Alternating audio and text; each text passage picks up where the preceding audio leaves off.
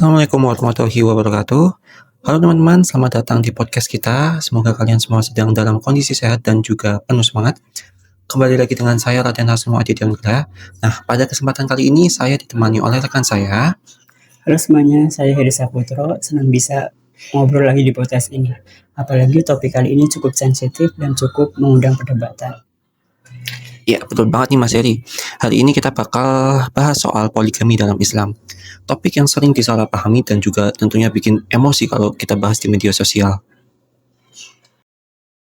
Biar clear dari awal, kita mulai dari pengertiannya dulu nih. Sebenarnya apa sih poligami itu Mas Heri? Oke Mas Raden dan teman-teman, secara sederhana poligami adalah praktik di mana seorang laki-laki menikahi lebih dari satu perempuan. Dalam Islam sendiri, poligami dibatasi, yaitu maksimal 4 istri. Dan itu penting ya.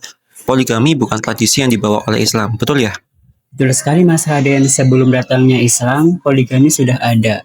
Justru Islam hadir untuk membatasi dan mengatur, supaya tidak terjadi ketidakadilan dan terutama terhadap perempuan. Kalau bicara dasar hukumnya, Islam membolehkan poligami itu dari mana Mas Heri? Untuk dasar hukumnya, utamanya ada di surat An-Nisa ayat 3, di mana di situ disebutkan laki-laki boleh menikahi 2, 3, atau 4 perempuan dengan syarat mampu berlaku adil Mas Raden. Tapi seringkali orang-orang yang diambil cuma bagian bolehnya saja ya. Iya betul sekali teman-teman, padahal inti ayat ini justru soal keadilan. Bahkan di ayat lain Allah menegaskan bahwa berlaku adil secara sempurna itu sangat sulit, apalagi dalam hal perasaan. Jadi bisa dibilang poligami itu bukan perintah ya, tapi lebih ke pilihan dengan tanggung jawab yang besar. Kalau begitu sebenarnya apa sih hikmah dibolehkannya poligami dalam Islam? Poligami diperbolehkan sebagai solusi dalam kondisi tertentu, bukan untuk memuaskan hawa nafsu. Misalnya dalam konteks perlindungan janda, anak yatim, atau kondisi tertentu lainnya. Kalau melihat dari contoh Nabi kita nih, Rasulullah SAW, itu bagaimana Mas Heri? Nah, Rasulullah berpoligami bukan karena dorongan biologis, tapi karena misi dakwah dan sosial. Dan yang perlu diingat, mayoritas istri beliau adalah seorang janda.